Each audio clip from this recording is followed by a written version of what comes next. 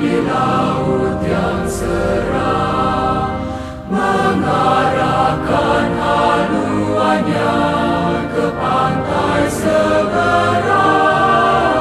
Mengamuklah samudera dan badai menderu, gelombang zaman mengampas dan sulit ditanggung.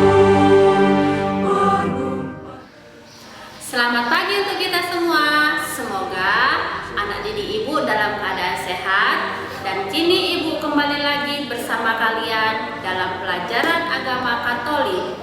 Semoga bisa nyaman bersama ibu ya dalam mengikuti pelajaran secara daring atau secara online.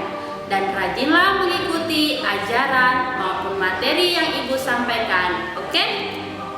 Baik, saya akan menyampaikan materi pembelajaran kita hari ini pada bab pertama, yaitu arti dan makna gereja.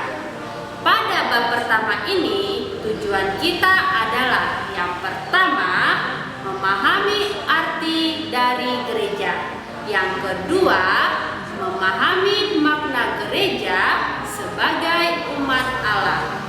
Yang ketiga, keterlibatan kita sebagai pelayanan gereja.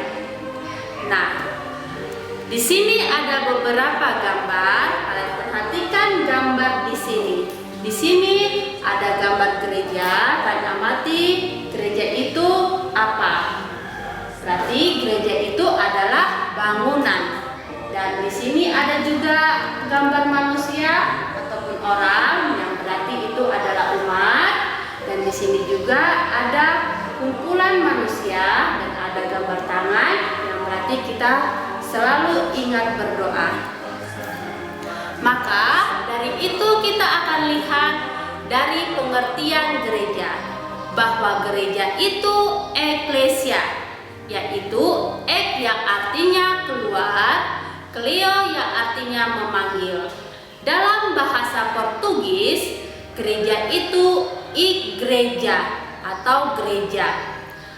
Dasarnya dari 1 Petrus 2 ayat 9 yang menyatakan persekutuan orang-orang yang telah dipanggil keluar dari kegelapan kepada terangnya yang ajaib.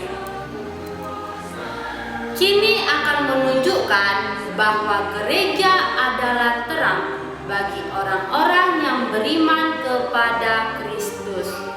Maka dengan itu saya akan menjelaskan perbedaan gereja dengan huruf kecil dan gereja dengan huruf besar.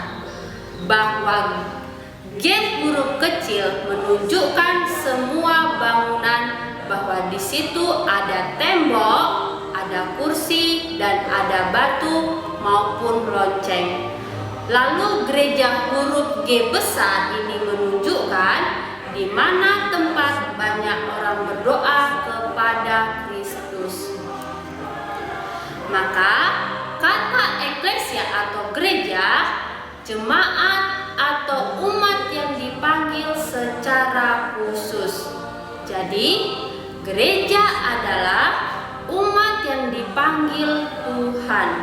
Nah, adapun gereja sebagai umat Allah, bahwa gereja umat Allah bukanlah hal yang fisik, melainkan rohani, yang artinya umat gereja itu adalah terpilih dari Allah, dan sebutan umat Allah yang menekankan dua hal, yaitu yang pertama, gereja bukan organisasi manusia, tetapi perwujudan karya Allah yang konkret, bahwa karya Allah ini menunjukkan kasih Allah yang nyata kepada manusia.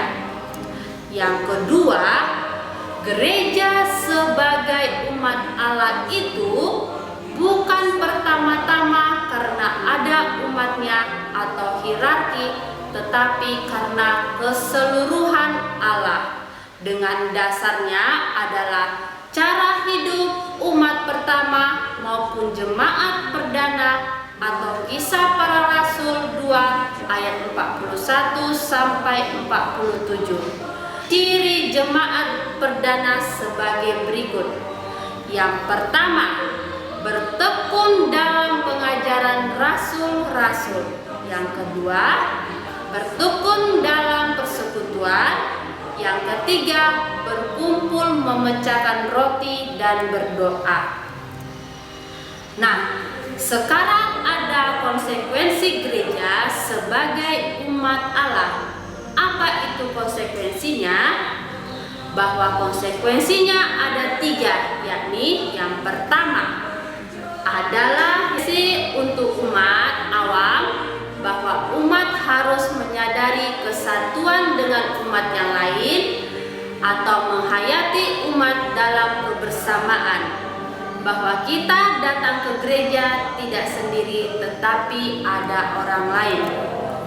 Konsekuensi yang kedua adalah konsekuensi untuk hierarki dengan tugas adalah memimpin dalam pelayanan, di mana mereka berada di tengah umat sebagai pelayan, di mana pelayan berperan aktif ikut dalam membangun gereja dengan karisma dan karunia yang mereka miliki. Lalu konsekuensi yang ketiga adalah konsekuensi dalam hubungan hierarki atau umat, di mana hierarki dan umat sebagai partner kerja. Lalu kemudian ciri-ciri gereja sebagai umat Allah, yang pertama adalah inisiatif Allah. Di sini terlihat jelas Allah sendiri yang mendirikan gereja demi keselamatan manusia, dan itu tercurah dalam Roh Kudus yang memberikan karunia kepada kita, di mana karunia itu karunia kebijaksanaan, pengetahuan dan kedamaian dan lain-lain. Inilah karunia yang diberikan Roh Kudus kepada kita hingga memampukan kita untuk melakukan persekutuan dalam nama Yesus Kristus. Nah, dengan persekutuan kita dapat memberikan karisma yang kita miliki, dengan kita bisa nyanyi dan baca. Baik, sekian pelajaran, sampai di sini dulu ya. Sampai bertemu kembali. Tuhan memberkati kita semua. Shalom, dadah.